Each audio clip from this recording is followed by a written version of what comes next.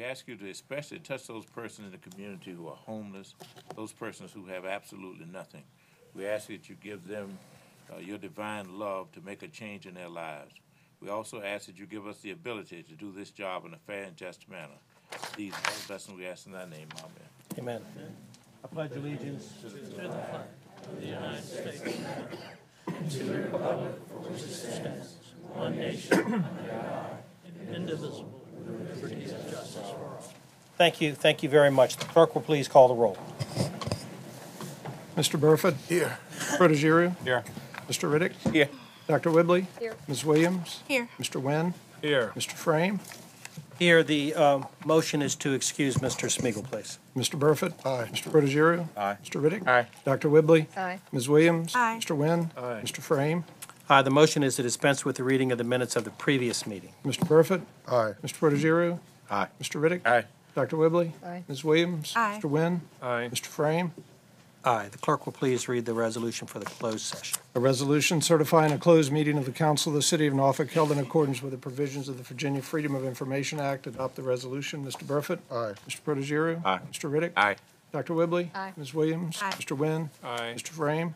Aye. Good evening, ladies and gentlemen, and welcome to the Norfolk City Council chambers. I'm sorry we're getting started a couple minutes late this evening, but we were doing some city business in the informal session in the conference room, in the council conference room below. For those of you who do not regularly attend our council sessions, the procedure which we will follow this evening, and we follow most council meetings, is the first thing we're going to do is take up the public hearing that's on tonight's docket. At the conclusion of the public hearing, we'll move directly to the consent agenda. There are 3 items there. The council is entitled to vote on all of those matters in one vote, or we could break them open for separate votes. We will then move to the regular agenda. We have a number of items there. We have a number of people who have signed up to speak to the council on these items. We will vote on all these matters in just the way they are numbered on the printed docket. At the conclusion of the formal agenda, if any member of the public would like to speak to the council on a non-agenda item, that's something that's not on our printed docket, you'll be given that opportunity. But in order to have your name called, the only thing we ask is that you first sign a slip of paper, which the clerk has made available in the lobby behind the council chambers before the meeting began, and there are a few of you who have elected to do that. Before we move to our formal agenda, though, we would like to acknowledge and recognize a very special group who's with us tonight. It's from the Lot Carey Conference, and we have with us tonight Minister Tracy Thomas. Minister, would you like to come forward, please?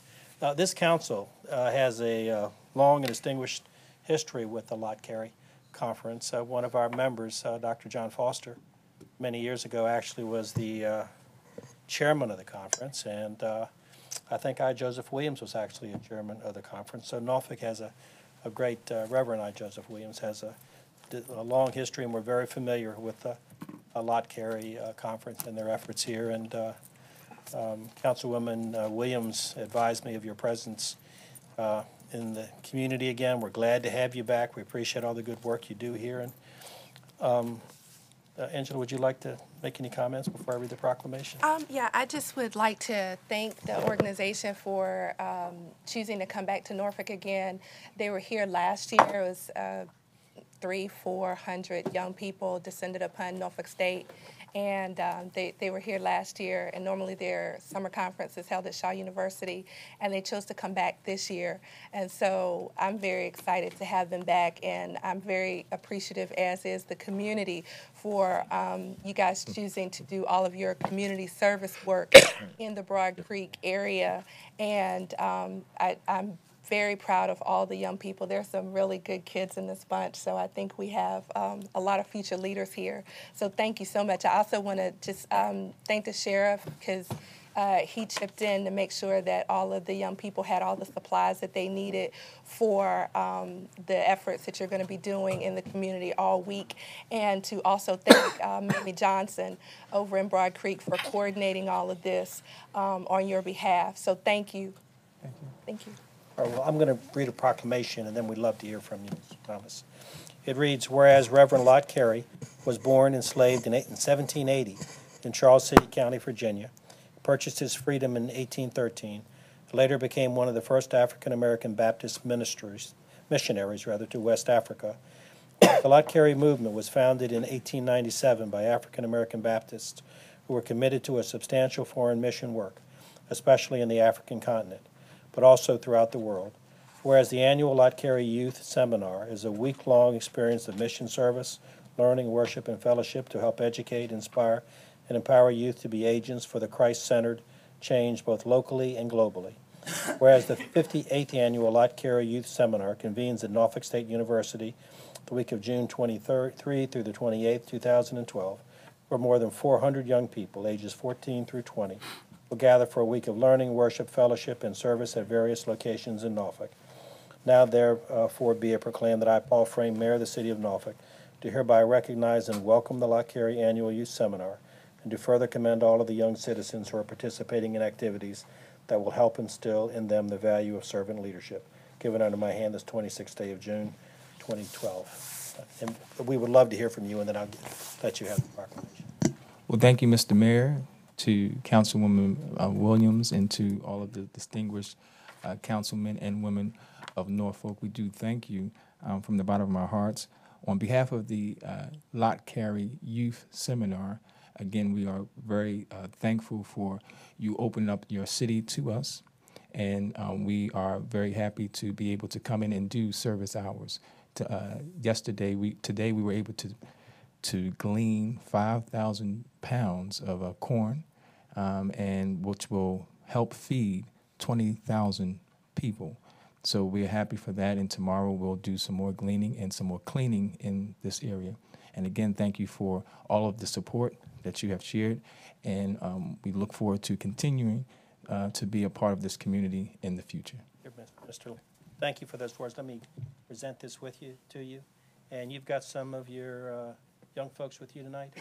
Yeah, maybe could we have them stand, and so we could recognize them? Okay.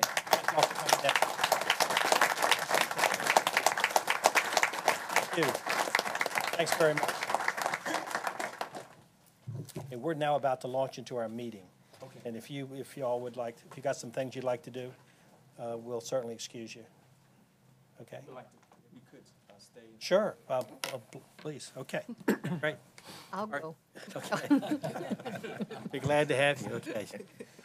Public hearing 1, please. Public hearing 1 is scheduled for this day pursuant to action of council on June 12, 2012, to hear comments on the conveyance of 2 parcels of city-owned property located at 1101 Warrenton Avenue to the Virginia Department of Transportation.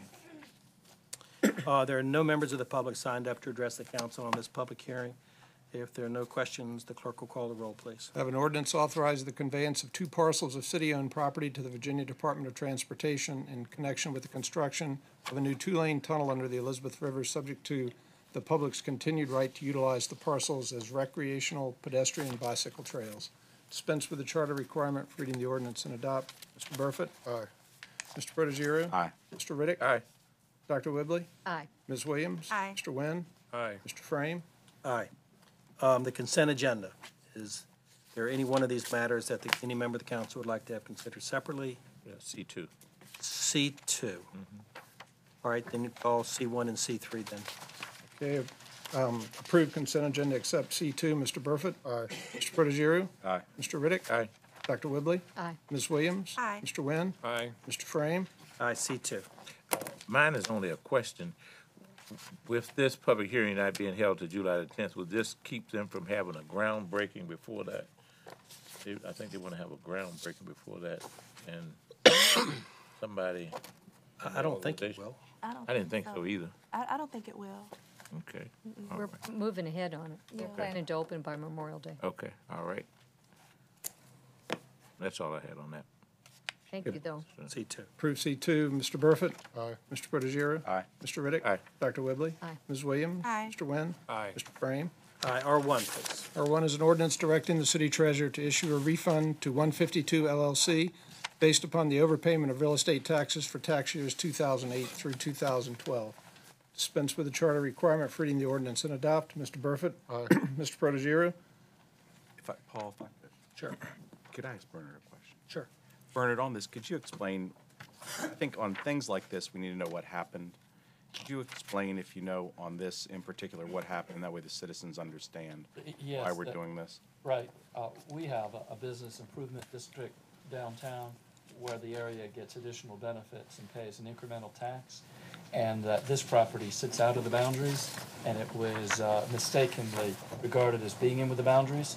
And so it's not within the district that gets the extra benefits or pays the extra tax. So we're refunding the portions that were erroneously assessed. Thank you. Aye. Mr. Riddick. Aye. Dr. Whibley. Aye. Mr. Williams, Ms. Williams, I'm sorry. Aye. Mr. Wynn. Aye. Mr. Frame. Aye, R2. An ordinance granting Ronald W. Boone Sr. permission to encroach into the right-of-way of Atlan Street, 150 feet plus or minus, with a 12 feet wide asphalt driveway, and approving the terms and conditions of the encroachment agreement. Dispense with the charter requirement for reading the ordinance and adopt. Mr. Burford. Aye. Mr. Protogiru. Aye. Mr. Riddick. Aye. Dr. Whibley. Aye. Ms. Williams. Aye. Mr. Wynn. Aye. Mr. Frame. Abstain. R3, please. A resolution certifying to the Virginia Retirement System that the City of Norfolk has made an irrevocable election not to participate in the Line of Duty Act Fund. Adopt the resolution, Mr. Burford. Aye. Mr. Protogiru. Paul, could I ask? Yes, please, go. Marcus, can you explain to us this particular provision, why we're saying that? I can give you some help if you're Please. ready for that question. And I'm sorry, I didn't. It's fine that an officer that dies in the line of duty, a police officer gets, in addition to our accidental death benefits under retirement and workers' compensation, a payment for line of duty that adds to those. It's a state benefit, and that the state has passed legislation which requires us to elect to participate in funding it with the state to pay for it, or self-funding it. And our financial analysts are of the opinion that our self-funding it will cost us less to pay this benefit. So our experience with payments and the costs of participating are such that it's our opinion that providing this benefit by self-funding it is better than joining the state pool. So we have a fund? Know that, well, I don't know if we're going to establish a fund or pay as you go.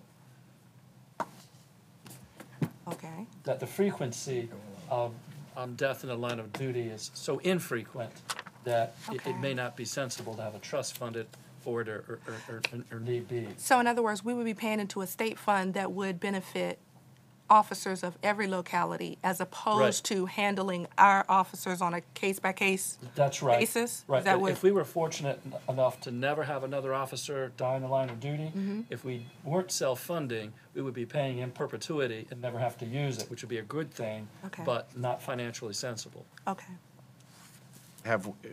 Paul, may I apologize. Sure, no, that's okay. That's Because I think this is something that, if we don't talk about it, it's not going to be heard, and I apologize for that. But Bernard, is this something that we've gone over with, I mean, has PD spoken to this? I mean, I know we had the chief in our meeting today. Is this something that they are familiar with? Are we catching them off guard on this? It may be because if we didn't brief them, it was because it will not impact them. That the benefit is a required benefit by the state, so they will get the same, and we're just making the financial decision that we'll pay. It'll cost us less if we do it ourselves rather than joining this trust fund that Ms. Williams has just described. But that's upon us to do it on a case-by-case basis.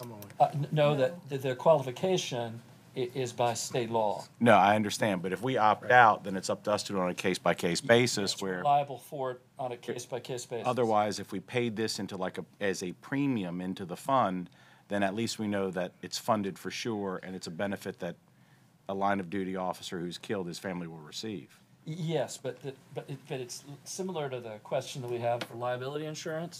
Do we self-insure or do we pay an insurance company? And there, as is here, it's our analysis that we'll be able to afford the benefit better by self-insuring. So we're self-insuring this Well, I have to, technology. okay. If we went an entire year and only had one death of an officer, we'd still be paying this forever, basically. Or Correct. until we decided to opt out again. Correct. And so Okay. that the So we could technically pay more than what we received in benefits. are, Well, that's insurance. Right. Right. okay. No. Let me ask a question. the workman's comp, where does that come in as far as this?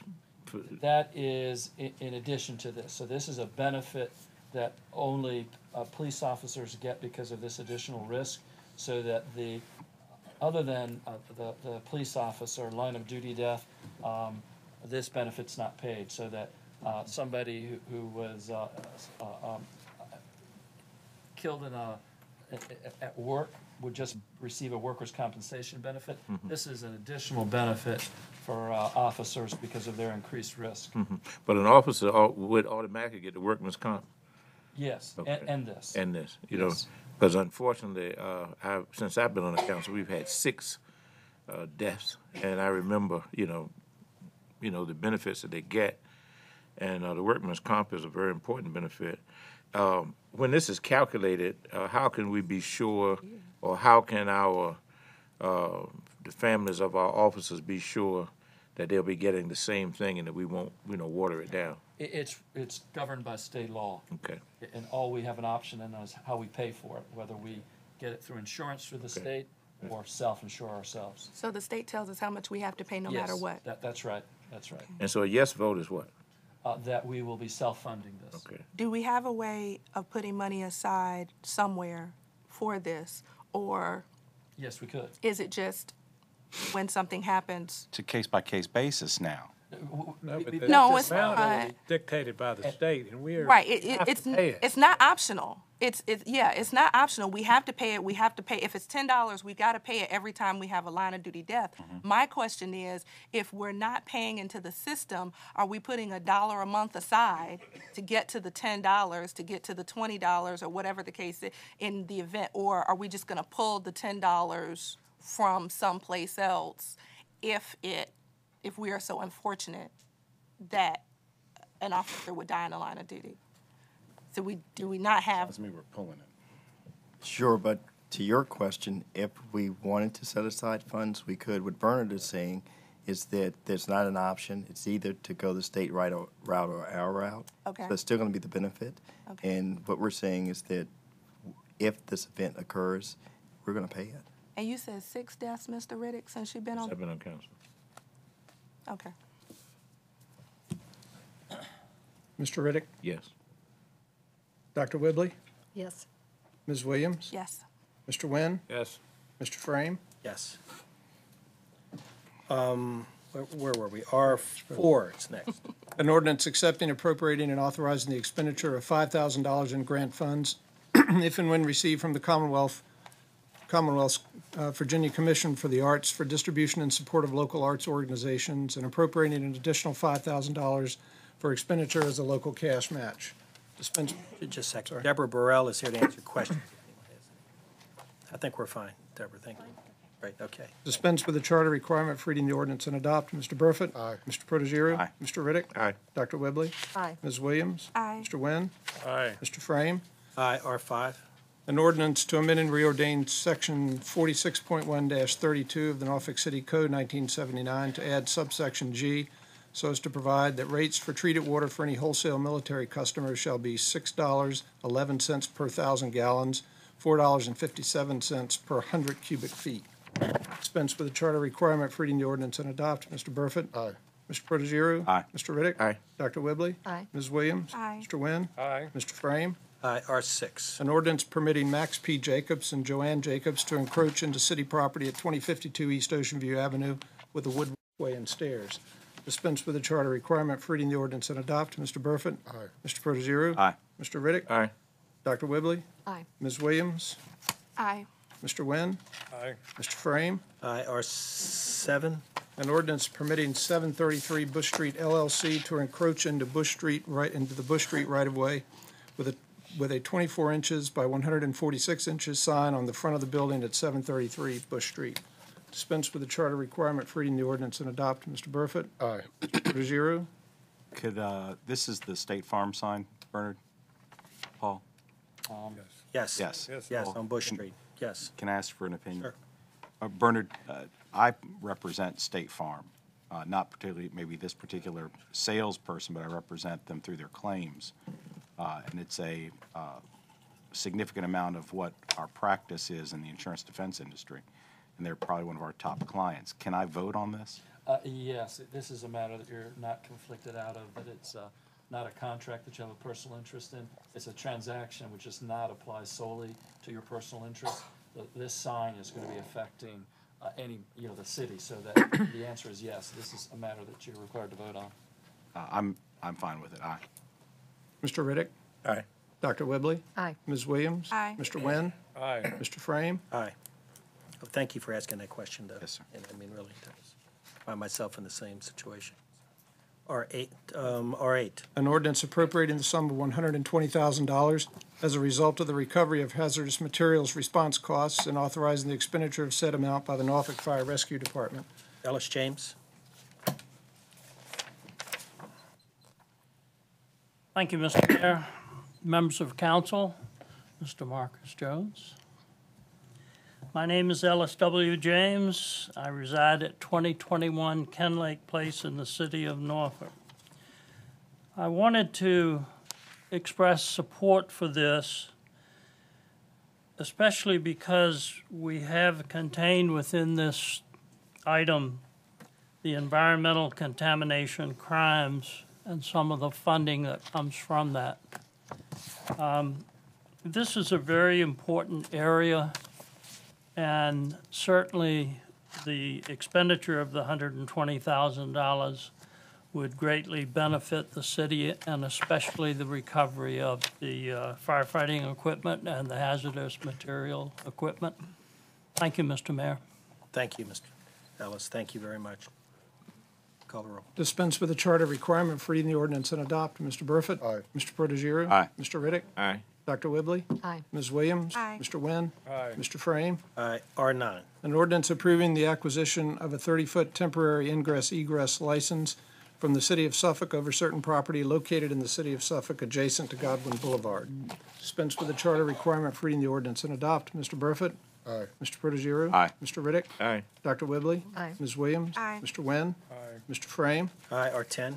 A resolution approving the terms and conditions of a law enforcement mutual aid agreement by and among the cities of Chesapeake, Franklin, Hampton, Newport News, Norfolk, Poquoson, Portsmouth, Suffolk, Virginia Beach, Williamsburg, the counties of Accomack, James City, Gloucester, Isle of Wight, Northampton, and York, and the towns of Smithfield and Windsor.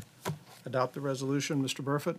Aye. Mr. Protogiru. Aye. Mr. Riddick. Aye. Dr. Whibley. Aye. Ms. Williams. Aye. Mr. Wynn. Aye. Mr. Frame. Aye. R11, please. An ordinance approving an institutional development plan for a new medical office building on property located on the southeast corner of Kingsley Lane and Newport Avenue. By 7-0 vote, Planning Commission recommends approval. We have, including Mr. Barrett, there are 5 members of the public who are here to address the issue. If the council has any questions, these are all either work for the applicant or are in favor. Does the council have any questions about this? I think we know what this is, and it's a really well thought out plan, and they're ready to move forward. Good to go. Okay. Call the- Dispense with the charter requirement for reading the ordinance and adopt. Mr. Burford. Aye. Mr. Protogiru. Aye. Mr. Riddick. Aye. Dr. Whibley. Aye. Ms. Williams. Aye. Mr. Wynn. Aye. Mr. Frame. Aye, and thank you all for coming down. Appreciate it. I know a couple of you came from some distance from Richmond, but we appreciate you being here. We're looking forward to this getting moving. Thank you. Thank you. Okay. R12. An ordinance granting a special exception to permit the sale of alcoholic beverages for off-premises consumption on property located at 6819 Sewells Point Road. By a vote of 3-3, Planning Commission recommends denial. Okay, we have 3 members of the public who are here to address the council on this issue. Let me begin with Lazora Harrison, please.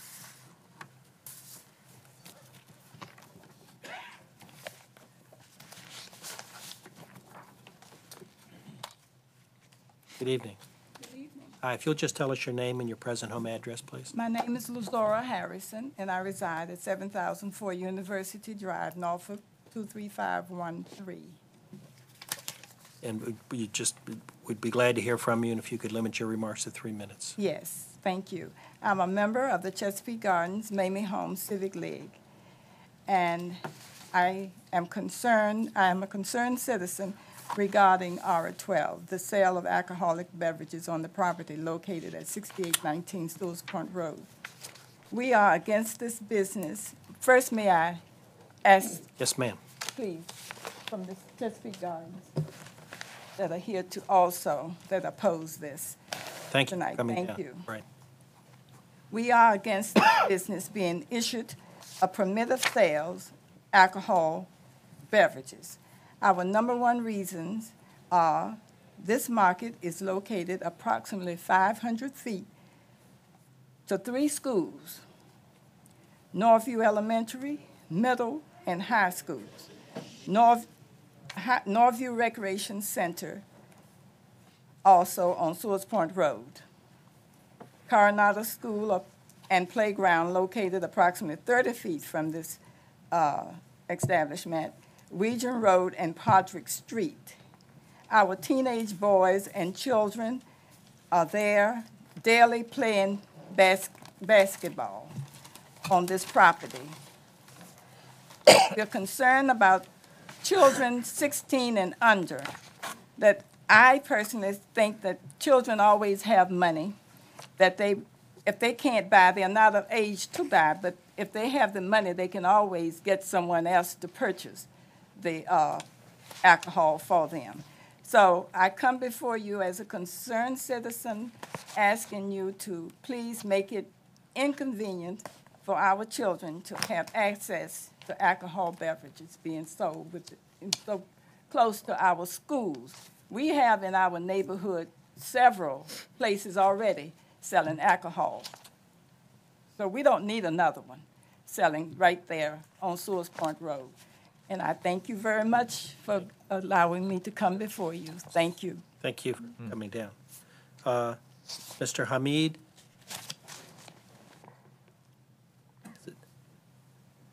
Would you tell us your, good evening. Thanks for being here. How you doing?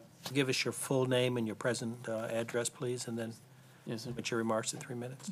My name is Zishan Hamid. I reside at 1033 Widgeon Road, Norfolk, Virginia 23513. It's right behind our store. First, I'd really like to thank all of you for the opportunity to speak. It's not often that a small business has such an audience. I've heard Mr. Zora's concern before and numerous other people's concerns.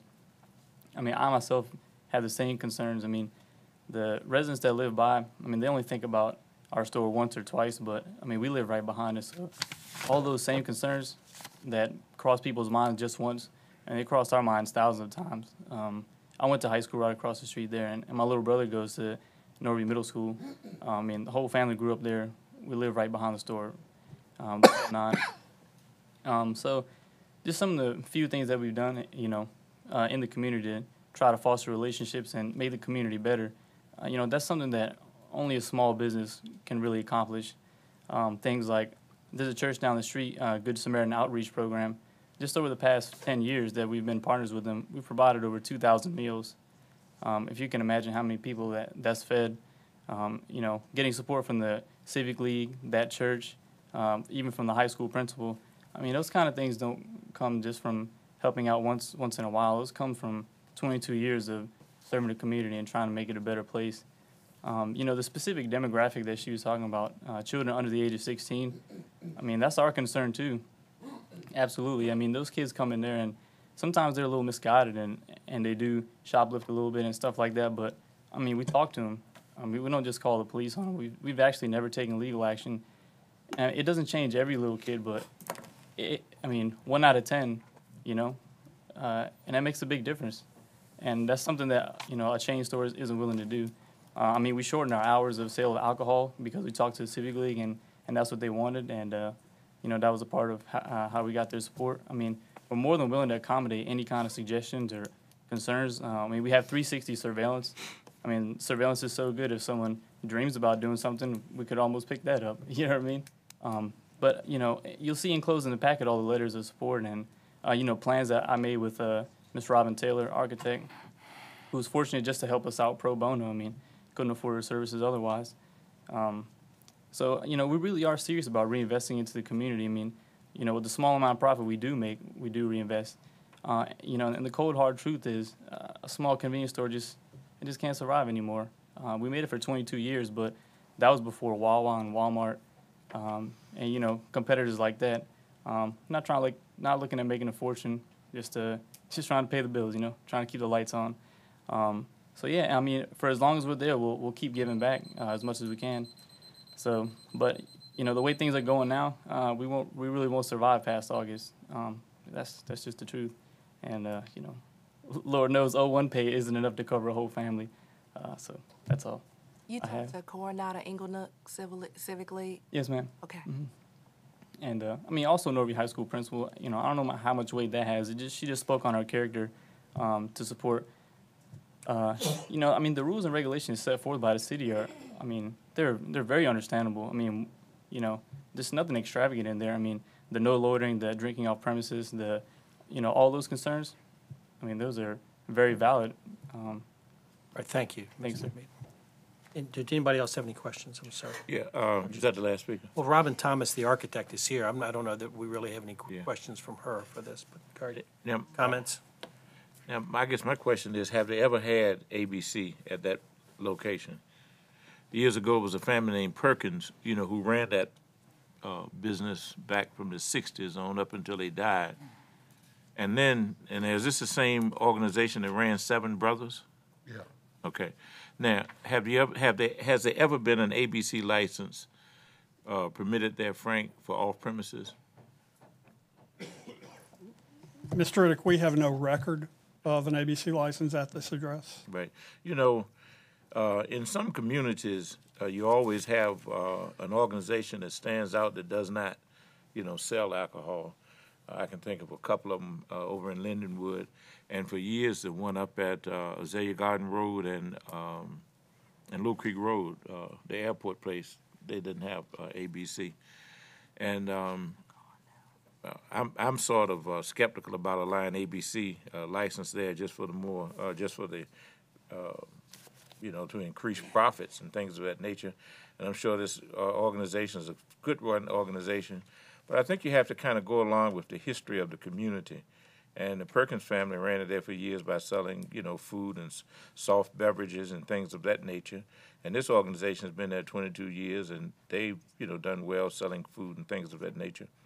And I think as far as this particular location is concerned and this particular community, which is one of Norfolk's oldest and vulnerable communities, I think, I'm going to be opposed to an ABC license there. I'm just going to be opposed to it. That's just my position. All right, and the Planning Commission recommended denial. Is that what you said? On a tie vote, Mr. President.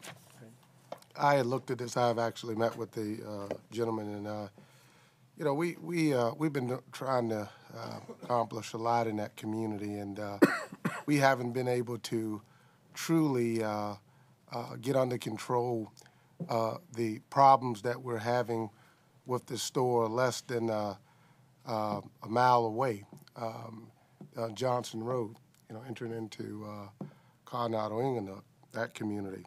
And so I don't want to open another can of worms at this point. There's a lot of work that have gone into trying to mitigate the problems of drugs and crime and loitering. I've heard businesses say that, we're going to do that. We're going to adhere to the loitering rules, but at the end of the day, what ends up happening is that when they have to go to court to prosecute these folk, they don't show up, and it makes the police officer's job that much harder. I don't see the rush at this point to move forward with this, just purely based on the other issues that we're battling in that community. And so I can't support it at this time either. I'm having a hard time with this because it is right near school. High school children are, as the young lady said, they have money and they are devious and things like that. And I understand the applicant from a business perspective in an effort to remain competitive. But I just find it difficult to believe that you're going to sell enough alcohol to make a profit. And if that is what you feel like you need to do in this community, then I question how highly you think of the community. I can appreciate all of the good things that you've done, but I think that there are other ways that you can make a profit in terms of offering other items in your store, other services. There are several other things that would be much more attractive that you could add to your store that would increase your line of profitability and your return on investment than bringing more alcohol into this community. So, I mean, we really appreciate, because there are not a lot of stores that do give back, especially small convenience stores that give back to the community and that are active and that live, right there. But I just don't think alcohol is the solution for the community, and I don't think alcohol is the solution for profitability. If alcohol is the solution for profitability, we've got a bigger problem. All right, call the roll. Dispense with the charter requirement for reading the ordinance and adopt. Mr. Burford? No. Mr. Protogiru? Aye. Mr. Riddick? No. Dr. Whibley? I'm a little puzzled because we've got, I don't know, I'm reading here 4, 5, 6 ordinances here, all for special exception to permit the sale of alcoholic beverages. Colley Avenue, there's Larchmont School right there, there's Old Dominion, there's St. Patrick's. I feel like we're being rather inconsistent here. And I understand what Angela and Mr. Riddick are saying, but it just seems like we need to have some kind of consistency here that treats all of our residents and all of our businessmen and women equally and fairly. Because you could make the argument that if they need alcohol for profitability, we'd have to say that for the same in R12 and R18 and R19. So I'm going to vote aye. But that's not the issue. I mean, the issue is we've had some serious problems as we're just up the street in terms of shootings and drugs and, right, with I don't know that same issue. well, anyway, I vote aye. Okay. Yeah. Ms. Williams? No. Mr. Nguyen? Well, I share some of Councilwoman Whibley's concerns. We went through this with the Airport Mart, which is down there by Little Creek School.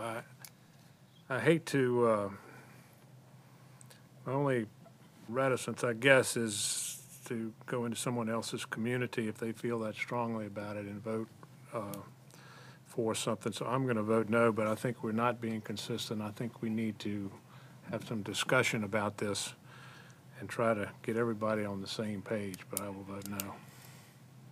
Mr. Frame? No. Did we get everybody? Yeah. Yeah. Yeah, okay. Yes, sir. All right. R13. An ordinance granting a special exception to permit the operation of an automobile repair facility on property located at 1160 Harmony Road. By a 6-0 vote, Planning Commission recommends approval. Dispense with the charter requirement for reading the ordinance and adopt. Mr. Burford? Aye. Mr. Protogiru? Aye. Mr. Riddick? Aye. Dr. Whibley? Aye. Ms. Williams? Aye. Mr. Nguyen? Aye. Mr. Frame? Aye. R14, please. An ordinance granting a special exception to permit the operation of an eating and drinking establishment on property located at 5103 to 5107 Colley Avenue. And by a 5-1 vote, Planning Commission recommends approval. Just a second. Mr. Boggs? Can you come up here, please? Hi, and you're Jonathan Boggs, and you live at 1609 Helena Street in Norfolk, Yes, sir. is that right? We've received some correspondence from you asking for later hours. Yes, sir. But you also appear to be, are you in supportive of us voting on this issue tonight with the hours that are laid out, and then maybe attempt in the future to see if we could accommodate later hours? Of course, we still have to talk with the Civic League. We have to, see from with the city attorney what could be done or not done. Was that okay with you? Are you prepared to move forward the way it is right now? Obviously, I'm here to accept your judgment on these things. I asked for the later hours, and as I had laid out in the correspondence about the economic viability and how the restaurant business has changed in the city of Norfolk. I will say that it is extremely difficult to open up in a market by different rules than your competitors have. That being said, it's also very hard to establish a business a year down the line as something different than what it opens as. That's been my experience in almost 20 years in the restaurant business.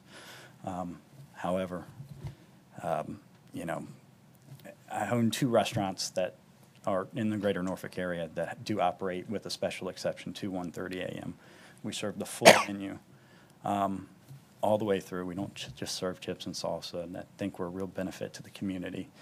90% of independent restaurants fail within the first 3 years that they're open by not being able to operate by the same rules as most other competitors in the market. It certainly increases that chance of being not viable. Well, I guess what I'm trying to say is that even if we were inclined to vote for extended hours, we're told by the city attorney that we're not able to do that without jumping through a couple of other hoops. Okay.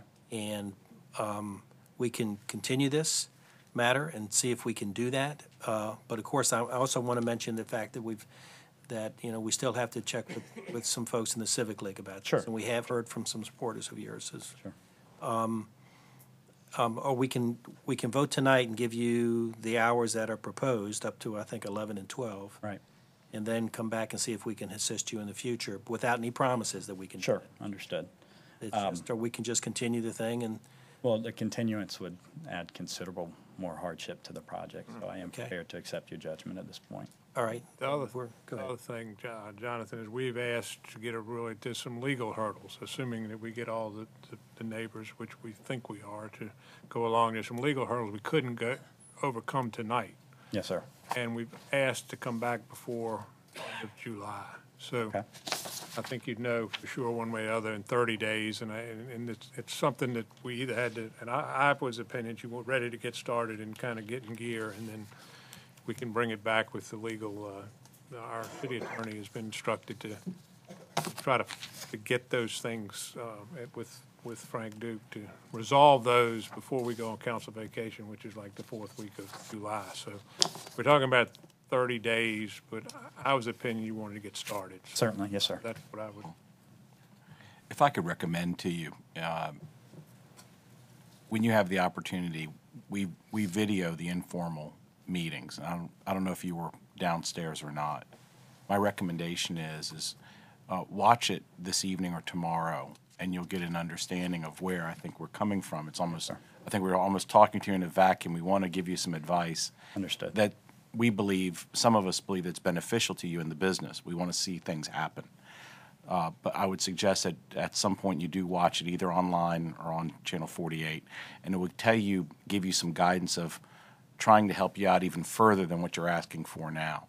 I think that there is some concern with the Civic League, and that needs to be cleared up to meet that expectation that you would wish to have in the future. But the best way for you to do that is to see our discussion earlier during the work session and understand where we're coming from. And that may give you some idea.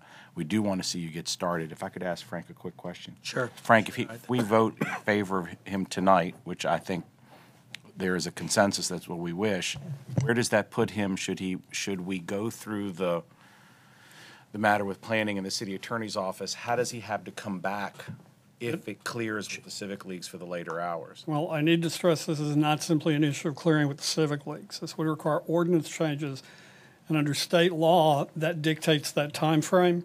There is no way under the requirements of state law to get this back to you by the time you come back from your vacation. The earliest I can get it to Planning Commission and meet advertising requirements would be the end of August, which means the earliest you would be in a position to actually vote on it would be late October. The ordinance change would be late October, early November, and then that would require a new special exception request with the change of hours. So he would have to come back to you, make this application, then that process would begin. Correct. So we want to get him started, and then the remainder of it could move along. Is there any way for a conditional approval of the extra hours? No, sir. The ordinance is very specific at this point, limiting the hours an applicant can request. But Frank, you've given us what typically occurs. And if we wanted to absolutely walk this, to walk it through, even if we had a quick joint meeting or something. That would be the only way to expedite that process, would be a joint hearing. But it still puts him off. I think that something needs to be understood is that restaurants function on certain margins, and those margins can be extremely slim, whether it was selling a six-pack or selling a bottle of wine or being open an extra hour. I mean, yeah, that is a very significant, and maybe it was misunderstood in the previous applicant, that is an extremely important aspect of being able to keep your door open, and I get it. We don't want to keep him, we don't want to push this restaurant back too far, but let's at least get him going and then see what we can do. Please watch that session. Yes, sir. And get together with Frank, and you can see what we're talking about. Can we, and I know we've talked about it before, try to get a little bit innovative on this, Bernard and Frank, and We've already had some discussions with Mr. Fishko and Mr. Melita about potential ways that we could address this. Can development step in and walk him through and help him through the we process? want to, I mean, if we could have a joint meeting next month, whatever it takes, I think Well, that's what Chuck's we want to back do. there. And I would ask too, that, and you need to, when you talk specifically, tell them you're not going to have outdoor music and you're not going to let people out on the patio after certain hours. We actually, when I met with the executive board of the Civic League, that's something they asked me. They said they were going to formalize it in a letter, which I don't believe they did, but I'm still going to live up to the end of the bargain on that by not putting music outside. All right. But did you tell them at that time you were proposing for the later hours? I told them that I had wanted to be open later, but at the time, planning was limiting what I could apply for hours-wise. Did they indicate any problem with that, Jonathan? Not to my knowledge, but we had a lot of different conversations about more the problems they had with the previous tenant, which I Right, understood. and that's, yeah. And I that's completely the understood. I problem. live in Meadowbrook and drive by that area every night and That's, saw it. right. Well, let's, I think. the Well, I key think may- we're ready to vote Yeah, tonight. the key maybe is to get you going, and then Chuck's back there. Chuck may have sat through the earlier discussion to give you that boost to get you going to where you need to be, where you want to be. But I think the key is for us to get Yeah, let's get 'em innovative Let's get him going. legally. Yeah, and Try to- Mr. Manager, we really would, you know, Chuck. any way you can, I mean, move on this as soon as tomorrow to try to get the paperwork done. Please tell Jonathan what he has to do, and let's, well, I understand that, but it's really just, it might be more of a planning function than it is economic development. But you can work on it together, however you want to handle it, that we can expedite this thing. He runs 2 excellent restaurants in this city and would be a, He's got A.W. Shucks. he's got on A.W. 22nd Shucks, Street, which is great. Tortilla West. and Tortilla West, and I think it'd be an amenity to that part of Colley Avenue.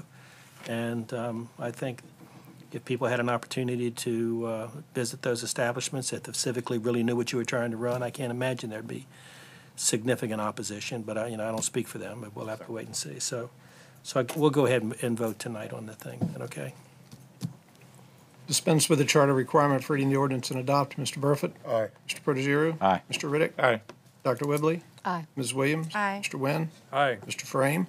Aye. R15. An ordinance granting a special exception to permit the operation of a religious institution on property located at 2736 to 2746 Woodland Avenue. And by a 6-0 vote, Planning Commission recommends approval. All right, Mr. Blevins is here to answer any questions, if there are any. I don't know that there are, as well as Eric Jordan and Architect. and Richard Parker is here. Do you- Was that the architect? Was that the renderings? Mr. Blevins, would you like to come forward? Do we have a question? Do you have the renderings with you? Sure, Let's that'd see be that. fine. And this is for where? This is R15, Woodland. Woodland Avenue. Yeah, and you're is it Steve Blevins at Yes, sir. Steve Blevins at 770 Independent Circle. Virginia See Beach? the render. Site plan.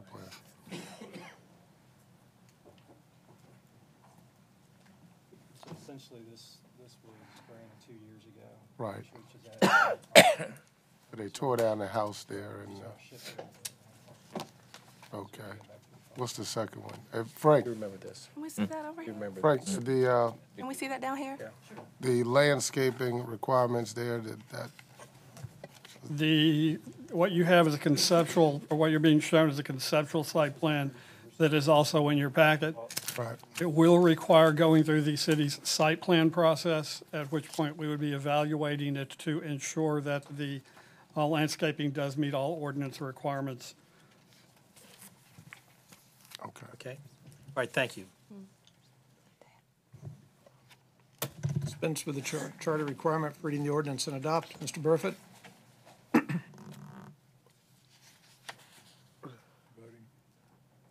Do you have any other questions? Yeah. Yeah, Mr. Jordan, okay, I thought you were with Mr. Blevins. No, okay, all right, you didn't indicate that you were anything. It should be on the sheet there. that I- I've got it, okay. Would you tell us your name and your address, please? Yes, my name is Eric Jordan. I live 1408 South Evil Boulevard, Chesapeake, Virginia. I'm currently a trustee at the First Calvary Baptist Church, where the pastor is the Reverend Dr. Johnny L. White Sr. I'm here with several of my other fellow trustee members. And our position here, Mr. Fram, council members, is that we, First Calvary Baptist Church, still think that we own a portion of that land. Now, we have not been formally presented any documentation from the city saying that we does not.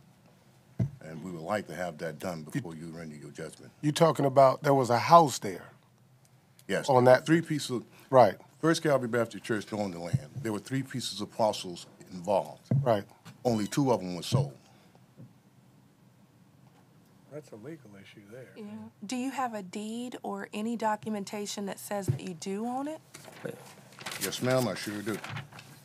Well, I don't think we need to see that. That's going to be legal. But can we not respectfully ask that we hold this for 2 weeks? Sure. Yeah. Yeah. And, all we want to do is be informed. I mean, if it's So do we. fine. We have not been informed as of this point. Informed about what? What? Informed. I mean, the last time they had city council meeting, and they came up, Mr. Trahan came up and told us that, hey, look, there's some disputes about the land. Even he felt that First Calvary Baptist Church owned a portion of the land in which they're trying to build on. Okay? That who's trying to build on? Woodland Avenue property. But First Calvary Baptist Church owns the land, a portion of that land. So you have to at least give me an opportunity to tell me what information that they have. So hold on, he's here for the church, right? For that? There's 2 churches. That church. I'm here for the church that sold the land Yeah, we don't want to to go them. that. Right, so all I want to do is, I would respectfully ask for a 2-week continuance. Yes. And let the, Mr. Pitchko, if you will. I don't think he normally gets in the middle I of the think their land lawyer's got to disputes. determine who owns it. We're not going to let them build, this plan is not going to let anybody build on land they don't own. I feel really confident. No, about that. that's okay. We're going to continue. Is 2 weeks enough time, do you think? 2 weeks, 2 weeks is, this thing has been out here for some time. Okay. So I think 2 weeks is more than appropriate to be able to, let me get my arms around this thing and we'll come back and load it up there. You going to search the title? I'm gonna see who's paying the tax. Okay, it's been asked that we continue the matter for 2 weeks. Understood. And it's the first time it's on the docket. We'll do that. It may take more time in the future. Okay. We don't settle issues here about title. We understand. And Mr. Blevin, did you want to add something to that? It's been out here a couple of years already. This issue came up at Planning Commission, and apparently there was some deeds presented, and we gave all that to the real estate assessor's office and proved that the land did belong to the Woodland Baptist Church.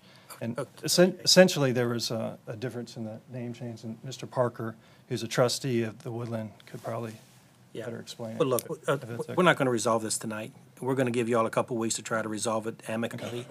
And with Mr. Burford's going to try to see if he can. If he can't, we're just going to go with who's the title that we can, the assessor, yeah. I mean, like I said, we went through this exercise during Planning Commission and provided the documents that satisfied the real estate. All right, well, maybe you can.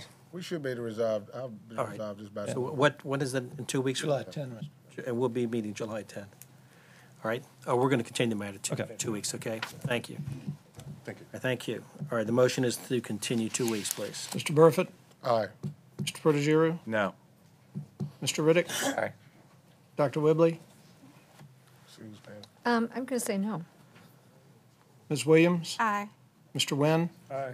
Mr. Frame? Aye. R16. An ordinance granting a special exception to permit the operation of a commercial drive-through facility on a property located at 1530 International Boulevard. By a 6-0 vote, Planning Commission recommends approval. And Mark Joyce is the applicant who's here to answer any questions. Okay.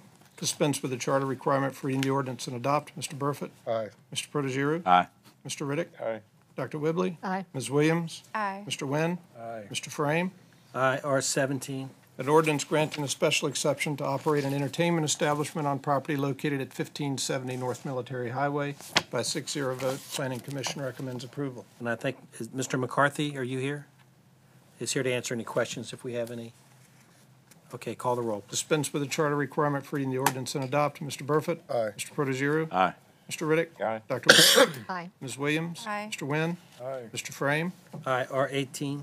An ordinance granting a special exception to permit the sale of alcoholic beverages for off-premises consumption on property located at 5015 Colley Avenue. By 4-2 vote, Planning Commission recommends approval. And Mr. Holly, Gordon Holly, is here to answer questions if we have any. All right, call the roll. Dispense with the charter requirement for reading the ordinance and adopt. Mr. Burford? Aye. Mr. Protogiru? Well, can I ask, Sure, yes, please. Frank, who are the two noes? Mr. Law? Mr. Law was one of them, and Ms. Stone was the other no vote. Okay. Aye. Mr. Riddick? Aye. Dr. Whibley? Aye. Ms. Williams? Aye. Mr. Wynn? Aye. Mr. Frame? Aye. R19.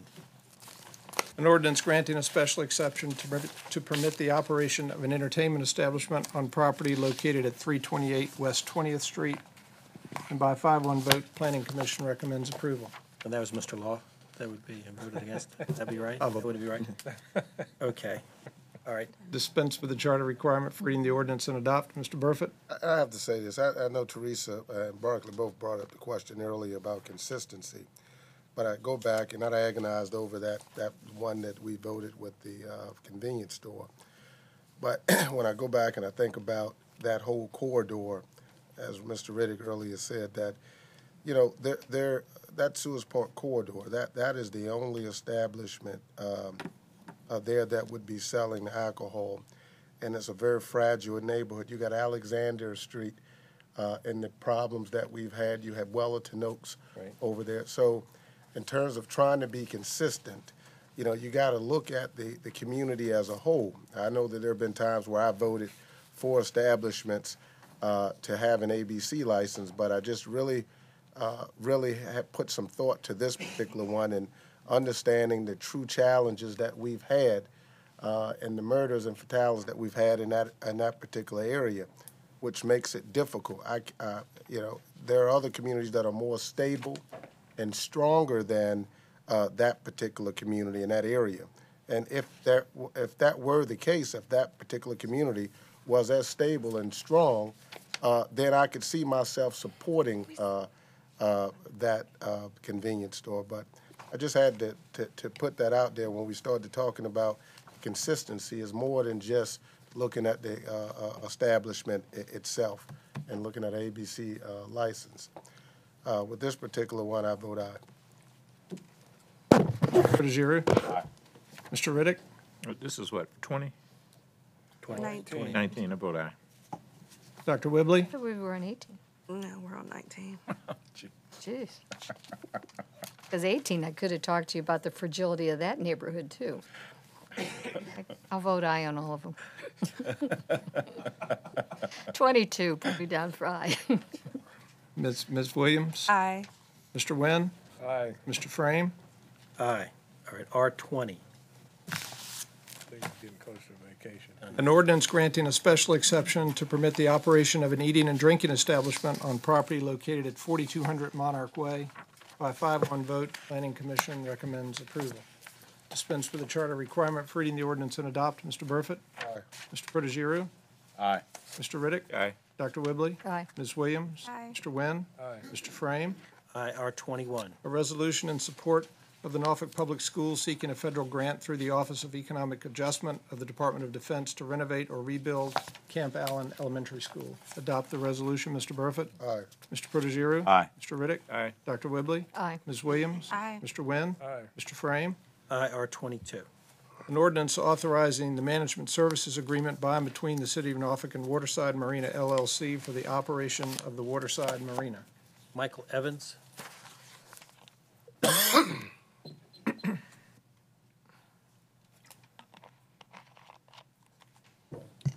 Good evening, I'm Michael Evans, and between 92 and You live 05... at 250 West 20. 250 West Haswell Street. Between 92 and 05, my company had the contract for operating Waterside Marina. I'm responding to the newspaper, and in the paper, they made it pretty emphatic that in discussions with the city manager that the company that's about to do the work at Waterside is going to get a pass on stepping up to Waterside Marina. In the article, the folks that run it right now are quoted as promising to bring the revenues up to $250,000, which means apparently that last year's was somewhere south of 225. The best year that I had was around 1998 at around 275, and that was charging $1.10 per foot. Today, they're charging $1.50 a foot. That puts into perspective the real dive that has taken place in the marine industry. I submit to you that by giving the folks that are going to do the larger building a pass and short-sheeting the marina on the improvements that are needed there, that it's like needing 4 tires and buying 3. Leaving on the bald one that won't pass inspection. The marina has a lot of systemic difficulties. When I left in 05, I took out a full-page ad in the Pilot thanking the people who had helped me get it, keep it, and be a part of it. At that time, I told them, I said in the ad that I took out that the boats that since the marina was built in '83, the boats that come there now have so much higher power requirements, and the marina has remained stagnant. Not to get too detailed, but downtown has 208 power. Boats need 220. The marina often will come down to 195 or 196 volts on people's voltmeters. It ruins computers. It ruins motors. And I think it's short-sheeting the folks that are running the marina to saddle them with continued obsolescence down there. And while the land side gets this sparkling new look, and the marina, which many of you will remember, Jim Rouse and Mason Andrews and others painted that place as the static display for the land crowd to come down and enjoy this changing view of ambiance. But people are staying away because their power is ruining their boats. Thank you, Michael. Michael, I think we agree with everything you said. The marina lease is coming up. This is a very short-term fix to keep the marina operating. We intend, as part of the fix of Waterside, to invest substantially in the marina and to improve it. This just keeps, as you will, the doors open, keeps them operating for the short term. And then the fixes that you've talked about, the council has talked about the need to improve all of that. We've neglected this property for a long, long time, this marina. And we know that if we're going to do something substantial at Waterside, the marina also needs something very substantial, and we intend to do that. Well, that's good news. Okay. And I know the article didn't mention it. No. But that's the truth. Not to Mike. Really, it's taking what Mike said and asking Bernard. Sure. Bernard, looking at the documents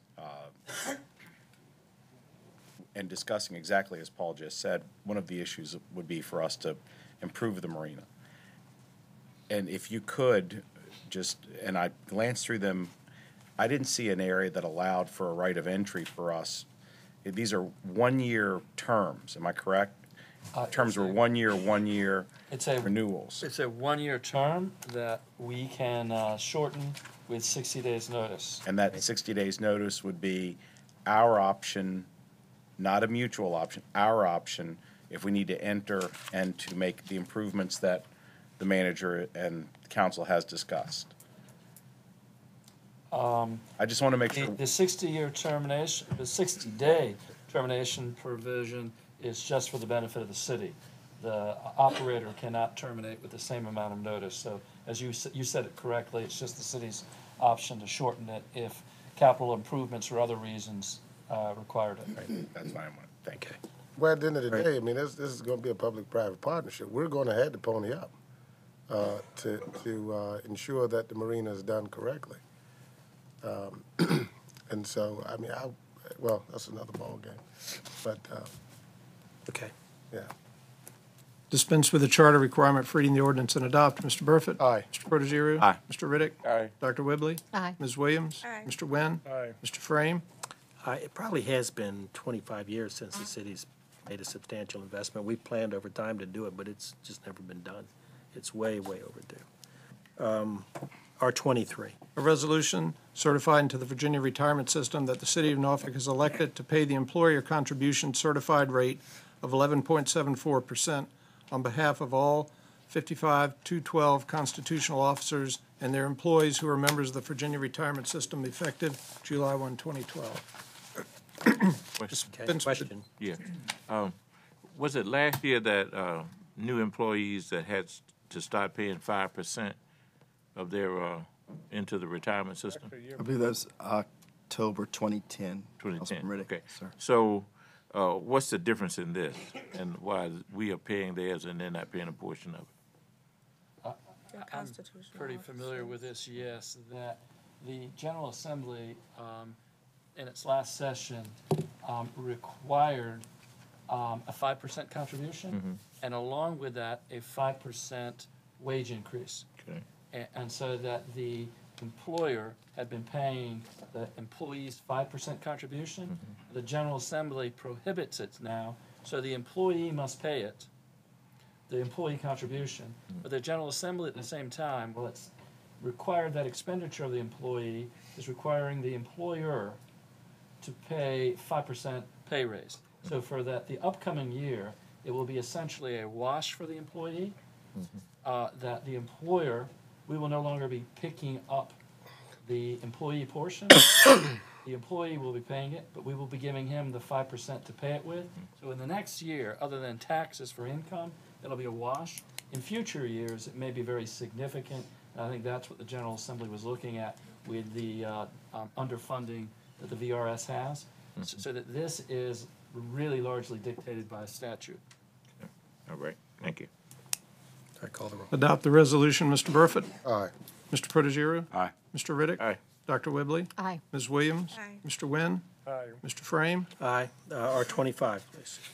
24, Mr. 24. 24? Yes, sir. Okay, sorry. A resolution certifying employee contributions and corresponding wage increases in compliance with Virginia Code Section 51.1-144 to be paid by the city on behalf of all 55-212 constitutional officers and their employees who are Virginia Retirement System members effective July 1, 2012. Adopt the resolution, Mr. Burford. Aye. Mr. Protogiru? Aye. Mr. Riddick? Aye. Dr. Whibley? Aye. Ms. Williams? Aye. Mr. Wynn? Aye. Mr. Frame? Aye. R25. An ordinance approving and adopting the fiscal year 2013 compensation plan for officers and employees of the city, amending and reordaining the Norfolk City Code 1979 as amended, and approving criteria and procedures for pay supplements for certain constitutional and state officers and their employees. Dispense with the charter requirement for reading the ordinance. Wait, just wait a second. Jane Bethel?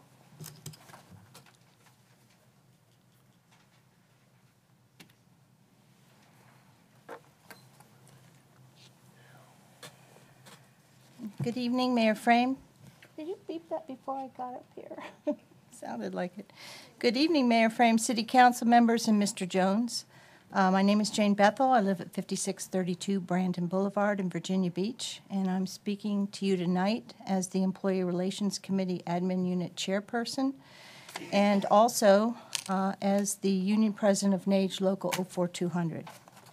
Wearing my ERC chairperson hat, I want to thank you for the 2% raise and picking up some of the health care increases for employees. I also want to thank you for modifying the sick leave usage to allow employees to use their sick leave for family member care without the three-day per year limitation. Employees have, however, voiced concern over losing their annual leave that accrues beyond the carryover limit if they retire or are terminated. We already have situations where supervisors are denying an employee's use or lose annual leave, and they have lost days that were rightfully owed to them. Another employee also pointed out to me the disparity between the amount of annual leave accrued and allowed to be carried over by the executive staff with any number of years of service and the 20-year employees that have 20 years of service. There's a great disparity in those numbers of hours that are accrued and allowed to be carried over, and it does not seem very equitable to the employees. It seems like we should be a little more equal in that area. It is unfortunate that the 50 pages of code amendments were not communicated with the Employee Relations Committee members in advance. It just brought back memories of a previous director and city manager who made changes to the grievance procedure that were going to obviously be objected to by the ERCs and put them on the docket without any notification. I had hoped we were moving beyond those tactics with a more transparent, efficient, effective, accountable, responsive, inclusive, and customer-focused, well-managed government. Putting my employee union president hat on now, I must voice my great displeasure that the city does not seem willing to follow their own policies. Without naming names or departments, I want to give an example of an unfair application of procedures. A young man was terminated from the city, painted as a bad employee. He seems to be a victim of religious discrimination by an upline supervisor who pastors his own church, and many of the men who were working under him are deacons or members of his church. I have seen other employees terminated for much less of a conflict of interest than that. As long as you were paying your tithes to him, no problems. But if you left his church and refused to continue to pay him, you became a target. That was the case with this young man who left his church and then was a target of write-ups. A simple polygraph would have proven who the truth teller was, but the city denied his request to take a polygraph. He was the most recent target of this bully, but not the only target. There are at least 3 others, and I spoke with 3 of the 4 men. One witness came forward and wanted to submit a notarized testimony, but that same kind of write-up. Ms. Bethel, would you wind up, please? Okay. Basically, they denied allowing his write-up into the panel. However, in a recent panel, the city supplied additional evidence and witnesses at the last minute, and that was allowed. So that was an unequal application of city policy. Thank you. And I would like to ask that he be allowed to take a polygraph. I would even chip in $100. Thanks very much. You know we don't get involved in those personnel matters at this level. Thank you. Okay. Well, maybe some others would like to chip in for his appeal. Thank you. Thank you. Okay, you can call the roll, please. Dispense with the charter requirement for reading the ordinance and adopt. Mr. Burford? Aye. Mr. Protogiru? Aye. Mr. Riddick? Aye. Dr. Whibley? Aye. Ms. Williams? Aye. Mr. Wynn? Mr. Frame? Aye. You have an add-on? I have one additional item, Mr. President, numbered R26. And it is a resolution appointing Noel M. Gabriel, M.D., Edward K. Haywood, and Rodney A. Jordan to the school board of the city of Norfolk. Just adopt the resolution. Mr. Burford? Aye. Mr. Protogiru? Aye. Mr. Riddick? Aye. Dr. Whibley? Aye. Ms. Williams? Aye. Mr. Wynn? Aye. Mr. Frame? Aye. That's all I have, Mr. President. Okay, thank you very much. That concludes the formal portion of tonight's meeting. Appreciate you being here for that.